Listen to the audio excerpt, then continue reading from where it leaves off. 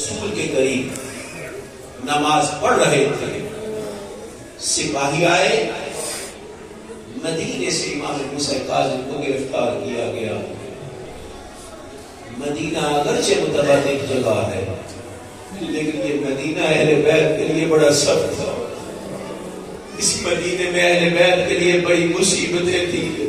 یہی مدینہ تھا جس مدینے میں حسن کے جنازے پہ تیر چلا، یہی مدینہ تھا جس مدینے میں رسول کی بیٹی کو تماچا لگا، یہی مدینہ تھا جس مدینے میں زہرا کا پہلو زخمی ہوا، یہی مدینہ تھا جس مدینے میں کائنات کے نبی کی بیٹی روتی ہوئی دنیا سے گئی، اور یہی مدینہ تھا جس مدینے سے امام موسیٰ کاظم کو گرفتار کیا گیا۔ امام موسیٰ کاظم کو گرفتار کر کے بغداد میں لے کے آئے۔ امام موسیٰ کاظم کو 4 قید خانے نصیب ہوئے، جو آخری 4 سالہ قید تھی، 4 قید خانے نصیب ہوئے امام موسیٰ کاظم کو۔ پہلا قید خانہ عیسیٰ ابن جعفر کا قید خانہ ہے۔ جب اس عیسیٰ کے قید خانے میں آئے، جو ہی زندان میں آئے، امام نے مصلی عبادت بچھایا،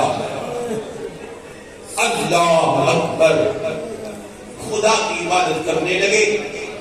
آخر خدا سے مناجات کرتے ہوئے فرماتے ہیں، الہی انک کنت تعلم انی کنت اسألک ان تخلقنی لعبادتک۔ خدایا تو بہتر جانتا ہے، میں تجھ سے دعائیں مانگتا تھا، مجھے عبادت کے لیے فرصت نصیب کر دے۔ میرے اللہ تو نے مجھے تنہائی نصیب کر دی، فلک الحمد، خدایا تیرا شکریہ، مجھے عبادت کی تنہائی مل گئی۔ یہ تمہارے امام کے پہلے زندان میں جملے ہیں۔ امام مصلی عبادت پہ کیا فرماتے ہیں، میرے اللہ میں تجھ سے دعا مانگتا تھا، مجھے عبادت کے لیے تنہائی مل جائے، فقد فعلت فلک الحمد، خدایا تو نے مجھے یہ تنہائی نصیب کر دی، تیرا بہت شکریہ۔ ادھر حاکم نے زندان بان سے کہا امام موسیٰ کاظم کو شہید کر دے۔ یہ کہتے ہیں کیسے شہید کروں، میں نے کبھی نماز کے علاوہ دیکھا ہی نہیں۔ یہ کہتی ہمیشہ مصلی عبادت پہ خدا کی رات و نیاز کرتا ہے، کیسے شہید کروں۔ جب اس نے انکار کر دیا، کہا گیا امام کا زندان بدل دیا جائے۔ اب امام کو بھیجا گیا فضل ابن ربی کے زندان میں۔ یہ دوسرا قید خانہ ہے امام موسیٰ کاظم کا۔ جب فضل ابن ربی کے قید خانے میں آئے، امام نے وہی طریقہ اپنایا، ہر وقت عبادت میں مصروف ہے، خدا سے راز و نیاز میں مصروف ہے۔ اس زندان سے نکالا، کہا گیا تیسرے قید خانے میں لے کے جاؤ۔ یہ فضل ابن یحییٰ برمکی کا قید خانہ ہے۔ جب اس تیسرے قید خانے میں آئے، امام پہ ذرا سختیاں ہونا شروع ہوئی۔ جب فضل ابن یحییٰ برمکی نے دیکھا میں جتنی بھی سختیاں کرتا ہوں یہ تو خدا کے ساتھ راز و نیاز میں مصروف ہے، اس نے سختیاں کرنا چھوڑی۔ حاکم نے جو حکم دیا امام کو شہید کر دے، یہ کہتا ہے کیسے شہید کروں، سارا دن روزے میں، ساری رات مصلی عبادت میں۔ یہ قیدی ہر وقت خدا سے راز و نیاز میں مصروف ہے۔ یہ کہتے ہیں اچھا تم یہ کام نہیں کر سکتے۔ اب امام کا چوتھا قید خانہ بدلا گیا۔ یہ چوتھا قید خانہ بڑا سخت قید خانہ ہے۔ کون سا قید خانہ؟ سندی ابن شاہ کے ملعون کا قید خانہ۔ یہ وہ قید خانہ ہے جس کے حوالے سے امام کی زیارت کا جملہ بھی ہے، السلام علیکہ ایھا المعذب فی قعر السجون۔ ہمارا سلام اس موسیٰ کاظم پر جسے زندان کی تہوں میں اذیت دی گئی، جسے زندان کی تہوں میں عذاب دیا گیا۔ زمین کی گہرائیوں میں یہ قید خانہ، تنگ و تاریک قید خانہ، یہاں پہ بڑی مصیبت کے جملے ہیں۔ جب امام سندی ابن شاہ ملعون کے قید خانے میں آئے، امام نے خدا کی طرف راز و نیاز کرتے ہوئے کہا، میرے اللہ یا مخلص الشجر من بین الرمل والماء والطین۔ میں نے ابتدائی مسائل میں کیا کہا تھا، جب امام پہلے زندان میں آئے، پہلے قید خانے میں آئے، امام نے مناجات میں کیا کہا، اللہ تیرا شکر ہے تو نے مجھے عبادت کی فرصت دے دی. جب صدر ابن شاہد ملعون کے قید خانے میں آئے اب امام کی مناجات کا انداز بدل گیا. اب امام خالی سے مخاطب ہو کے کہتے ہیں یا مخلص الشجر من بین الرمل والماء والطین، اے مٹی سے پودے کو نکالنے والے اللہ خلصنی من ید ہارون، مجھے ہارون کے قید خانے سے نجات دے،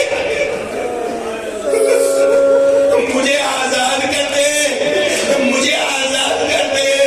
اب جو علماء نے کہا یہاں پہ امام صرف قید خانے کی آزادی نہیں مانگ رہے تھے، امام کو اتنی تکلیفیں پہنچائی گئی اب امام زندگی سے اجازت، امام زندگی کی آزادی مانگ رہے تھے. اہل بیت کی شخصیت میں دو ایسی شخصیتیں ہیں، اہل بیت میں دو ایسے فرد ہیں جنہوں نے زندگی سے آزادی کی دعا مانگی.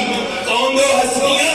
پہلی ہستی رسول کی بیٹی زہرا جو بابا کی قبر پہ آ کے کہتی تھی انی سعیدت الحیات، بابا تیری زہرا تھک گئی، بابا تیری زہرا کو زندگی نہیں چاہیے. وہی زہرا جس نے بچوں سے کہا بچوں تمہاری ماں دعا کرتی ہے تم آمین کہنا، بچوں نے جو ہاتھ اٹھائے زہرا نے دعا مانگی اللہم اجل وفا بی ذریعہ. اور دوسری ہستی امام موسیٰ کاظم جو دعا مانگے تھے خلصنی من ید ہارون، میرے اللہ مجھے ہارون سے آزاد کر. اجرکم اللہ، مولا تمہیں سلامت رکھے. یہ کیسا زندان ہے؟ دم و تاریخ زندان جس میں نہ سورج کے نکلنے کا پتہ، نہ سورج کے ڈوبنے کی خبر، نہ دن چڑھنے کا پتہ، نہ رات آنے کی خبر. میرا ساتواں امام اس قید تنہائی میں السلام علیکم ایھا المعذب فی دار السجون. سلام اس مظلوم پہ جسے تہ خانوں میں عذاب دیا گیا، جس ساقل مرزوز جو طالب علم بیٹھے یقیناً سمجھ جاؤ گے، سائرین کے لیے ترجمہ کر دو. جس ساقل مرزوز سلام اس مظلوم موسیٰ کاظم پہ جس کی پٹلیوں کا گوشت بھیڑیاں کھا گئی. جس ساقل مرزوز بحلق القیود سلام اس مظلوم پہ جس کی پٹلیوں کا گوشت بھیڑیاں کھا گئی، جس کی پٹلیوں کا گوشت لوہا کھا گیا. یہی امام موسیٰ کاظم. آج یقیناً بڑا فرصت ہو گئی، آج شب شہادت امام موسیٰ کاظم ہے، آج فاطمہ معصومہ کی یتیمی کی رات ہے. بی بی آج یتیمی کی رات ہے. زائرین سے بھی کہہ دو جو طالب علم بیٹھے ہو ایک عرصہ قوم میں رہتے ہو، جب بھی کوئی مصیبت آتی ہے اسی بی بی کے پاس جاتے ہو، سری پہ جا کے بی بی کا واسطہ دے کے دعا مانگتے ہو، اپنی حاجتیں پوری کرواتے ہو. ایک حجلہ ہاتھ باندھ کے کہہ دوں آج سری پہ جاؤ یا کل کا دن سری پہ جاؤ تو حاجت نہ مانگنا. کیوں؟ اس لیے کہ کل بی بی یتیم ہو جائے. اذلکم اللہ، بی بی کی یتیمی کا دن ہے. فاطمہ معصومہ تمہارا بابا صرف ایک رات کا مہمان ہے. یہی امام موسیٰ کاظم جو صدر ابن شاہد ملعون کے قید خانے میں ایک مرتبہ کچھ شیعہ مومن پہنچے امام سے ملاقات کرنے کے لیے. کہا گیا ہم قید خانے میں امام سے ملنا چاہتے. کہا تمہیں قید خانے کے دیوار دروازے پہ تو نہیں لایا جا سکتا، لیکن اگر امام کو دیکھنا ہے تمہیں دکھا ضرور دیتے ہیں. واقعہ سنا ہوا ہے. یہ اوپر سے لے کے آئے، ایک سوراخ موجود تھا جو قید خانے کے تہ میں موجود قید خانے کی چھت میں تھا. سوراخ کا جو ڈنڈر اٹھایا گیا، کہا وہ سامنے نیچے دیکھو تمہارا امام موجود ہے. انہوں نے جو دیکھا تہ کے پیچھے ہٹے، ہمارا امام کہاں ہے؟ کہا وہ نیچے دیکھو. کیا دیکھ رہے ہو؟ یہ کہتے صرف زمین پہ بچھی ہوئی ایک چادر ہے، صرف زمین پہ بچھی ہوئی ایک چادر ہے. کہا اسی چادر کے نیچے تمہارا ساتواں امام ہے. سمجھ گئے मुसीबत का जुमला, इसी चादर के नीचे तुम्हारा इमाम है। अरे इमाम कितना नहीं हो गए कि चादर के नीचे इमाम हो, देखने वालों को पता न चले। आखिर ये कैसे मुमकिन है? यहाँ पे फिर एक जुमला कह दूं, ऐ इमाम मूसा काज़िम, तुम्हारी बहुत सी शबाहतें रसूल की बेटी ज़हरा से मिलती है। कौन सी शबाहतें?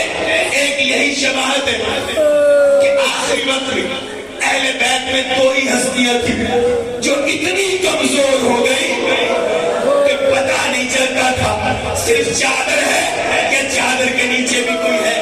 एक रसूल की बेटी ज़हरा, जिसके बारे में रिवायत में कहा सारत कल खयाल, अरे जब ज़हरा चलती थी पता नहीं चलता था ज़हरा चल रही है या कोई साया चल रहा है। सारत कल खयाल, ज़हरा इतनी नहीं हो गई। और दूसरे इमाम मूसा काज़िम कहा इसी चादर के नीचे तुम्हारा इमाम है। यही इमाम मूसा काज़िम सलाम उस मज़लूम पे, अल-मुअज़्ज़ब फी क़ार सुजून वज़्ज़ुल्म फिल मतामीर, वो इमाम जो बार बार इसी तारीकी में जुल्म सहता रहा, कैद खानों की तारीकी में जुल्म सहता रहा। हारून ने संदीप ने शाहिद मालूम से कहा इमाम को वो खजूरें खिलाओ जिसमें जहर मिला हुआ है। सुनोगे मुसीबत के जुमले। इमाम को एक मरतबा संदीप ने शाहिद ने उस कैद खाने से निकाला, एक बड़े कमरे में लेके आए। आप इसे इमाम मूसा काज़िम का 5वां कैद खाना कह सकते हैं। इस जगह पे लेके आया, इमाम के सामने खजूरें ला के रखी गई। कहा अपनी मर्जी से नहीं खाऊंगा। जो ही इमाम ने देखा अपनी मर्जी से नहीं खाऊंगा, ये कहते हैं मूसा काज़िम तुझे खाना पड़ेगी। जबरदस्ती इमाम को एक खजूर खिलाई गई। अब तो इमाम ने खजूर अपने मुंह में रखी, ज़बां पे कलिमात अदा किए, इन्ना लिल्लाह व इन्ना इलैहि राजिऊन। आखिर एक खजूर का दाना खाया।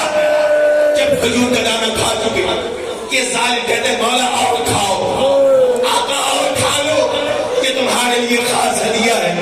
इमाम देखे फरमाते जब एक खजूर खाने से तेरा मकसद निकल आएगा तो ज्यादा खाने की तकलीफ क्यों देता है? यहाँ पे सुनोगे गुरबत का जुमला जो मैंने तारीखी रवैयात में पढ़ा। इमाम मूसा काज़िम ने खजूर का एक दाना उठाया, दाना उठा के इमाम ने जो दरवाजे पे देखा, हारून का एक पालतू जानवर दरवाजे पे खड़ा था। इमाम ने वो खजूर का दाना उठा के उस जानवर के सामने गिराया। उसने फौरन वो दाना खाया, जो ही खाया गिरा और मर गया। इसका मरना था। वहां पे एक सिपाही खड़ा इमाम मूसा काज़िम के सामने आया। अल्लाह जाने इसने कौन सा जुल्म किया। ये कहते हैं मूसा काज़िम, अरे हारून का जानवर मर गया, मैं हारून को क्या जवाब दूंगा? मैं हारून को क्या जवाब दूंगा? अब जो हारून को पता चला, इसने सिपाहियों को डांटना शुरू किया, अरे मेरे जानवर की हिफाजत क्यों ना की? यही तो रोने का जुमला है। अरे एक जानवर मर जाए लोगों को इतना दुख होगा, लेकिन हाय औलादे अली व बतूल अजलुकुम अल्लाह, हाय मूसा काज़िम। 23 रजब को इमाम मूसा काज़िम को जहर दिया गया। जब जहर दे दिया गया, हाकिम कुछ सादा लोशनों को बुलाया, इमाम मूसा काज़िम के पास ले गया। कहा देखो तुम्हारा इमाम तबीब मौत इस दुनिया से जा रहा है। एक तबीब को लाया गया। तबीब ने पूछा कैफा हालुका या मूसा बिन जाफर, ऐ मूसा बिन जाफर तेरी हालत क्या है? इमाम ने अपना दायां हाथ आगे बढ़ा दिया। देखने वालों ने देखा हाथ में खून की जरा बराबर सुर्खी नहीं थी। हाथ में खून की सुर्खी नजर नहीं आई, सफेद हाथ जो नजर आया। इमाम मूसा काज़िम ने बताया मुझे जहर दे दिया गया है। जब इन्होंने महसूस किया हमारा इमाम दुनिया से जाने वाला, ये सारे बाहर गए। कुछ देर के बाद चंद लम्हे गुजरे थे, सारे शुरू इमाम मूसा काज़िम آواز دے کے کہا قتلن قتلن قتلا، مجھے قتل کر دیا گیا، مجھے شہید کر دیا گیا۔ لو عزیزو 25 رجب کا دن آیا، امام موسیٰ کاظم اس دنیا سے چلے گئے، معصومہ کم یتیم ہو گئی، امام رضا یتیم ہو گئے، جس کے 18 بیٹے تھے، جس کی 19 بیٹیاں تھیں۔ اس کے لیے زندان بان نے 4 مزدوروں کو بلایا، مزدوروں سے کہا گیا زندان میں ایک بے وارث مارا گیا، اجرکم اللہ، زندان میں ایک بے وارث مارا گیا ہے، تمہیں آنا ہے۔ اب مزدوروں کو بلایا گیا۔ تاریخ بتاتی ہے آج 25 رجب کے دن صبح کے وقت ان کے رہنے والے کچھ مومن بغداد میں پہنچے، انہوں نے چاہا، مطالبہ کیا، ہم امام موسیٰ کاظم کی زیارت کرنا چاہتے ہیں، ہم امام موسیٰ کاظم سے ملنا چاہتے ہیں۔ انہیں نہیں پتا تھا ہمارا امام تو دنیا سے چلا گیا، جس سے ملنے آ گئے ہیں وہ دنیا سے چلا گیا۔ انہیں قصر کے محل کے ایک جگہ بٹھایا گیا، ایک جگہ پہ بٹھا دیا گیا، کہا بولو سامنے دروازہ ہے، ابھی دروازہ کھلے گا، تمہارا امام آئے گا، زیارت کر لینا۔ یہ قوم کے رہنے والے مومن جو 25 رجب کو وہاں پہ پہنچے تھے، سارے بیٹھے ہوئے۔ اب تصور کرو تمہیں کہہ دیا جائے سامنے دروازے سے تمہارا امام آئے گا اور تم اس انتظار میں ہو کہ ہمیں امام سے ملنا ہے، کیا سوچتے ہو گے؟ یہ مومن بھی کوئی سوچ رہا ہوگا میرے امام آئیں گے، میں آگے بڑھ کے ہاتھوں پہ بوسہ دوں گا، کوئی سوچ رہا تھا میرے امام آئیں گے، میں جا کے قدم چوموں گا، کوئی سوچ رہا تھا میرے امام آئیں گے، میں سر جھکا کے سلام کروں گا۔ ارے یہی سوچ رہے تھے، اتنے میں دروازہ کھلا، 4 مزدوروں کے کاندھوں پہ موسیٰ کاظم کا جنازہ، آواز دینے والا کہہ رہا تھا ھذا امام الرافضہ، یہ رافضیوں کے امام کا جنازہ، یہ رافضیوں کے امام کا جنازہ ہے۔ امام موسیٰ کاظم اس دنیا سے چلے گئے۔ جب امام اس دنیا سے چلے گئے، فاطمہ معصومہ یتیم ہو گئی۔ میں کہتا ہوں فاطمہ معصومہ، فاطمہ معصومہ بڑی مصیبت ہے۔ یقیناً دل میں یہ آرزو تو ہوگی کاش میں اس کو کعبہ کے تابوت کے پاس ہوتی، لیکن نہیں تھی۔ لیکن ہمارا سلام زینب کبریٰ کا جو دیکھ رہی تھی بھائی کا لاشا، ایک مرتبہ آواز دکھا اما فیکم مسلم، ارے کیا تم میں کوئی مسلمان؟ تمہیں سلامت رکھے۔ آج شب شہادت ہے نا، شب شہادت امام موسیٰ کاظم ہے، اسی لیے چاہتا ہوں مصیبت کا ایک اور جملہ پڑھ دوں کہ امام موسیٰ کاظم اتنی مصیبتوں کے بعد امام موسیٰ کاظم کو جنازے کو مزدوروں نے اٹھایا، پورے بغداد پہ لے کے آئے۔ یہاں پہ جملہ سخت ہے، مجھے ڈر لگ رہا ہے کہیں توہین کا پہلو نہ نکلے، لیکن ایسا نہیں ہے انہوں نے آ کے جنازہ پورے بغداد پہ رکھ دیا ہو۔ پورے بغداد پہ جنازہ رکھا نہیں گیا، اس طرح رکھا نہیں گیا جیسے لاوارث چیز کو پھینک کے چلے جاتے ہیں۔ وہ جو جنازہ رکھا گیا لاوارث جنازہ، کہاں ھذا امام الرافضہ، یہ رافضیوں کے امام کا جنازہ ہے۔ پورے بغداد پہ شیعہ جمع ہوئے، شیعہ جو جمع ہوئے، امام موسیٰ کاظم کا جنازہ موجود ہے۔ بعض نے کہا ہمارے امام کو ہارون نے قتل کیا ہے، بعض نے کہا نہیں نہیں، امام اپنی طبیب اور دنیا سے گئے ہیں۔ اتنے میں ایک شیعہ آگے بڑھا، کہا تم نے کیا امام کا مجبور سمجھا ہے؟ امام خود جواب دے گے۔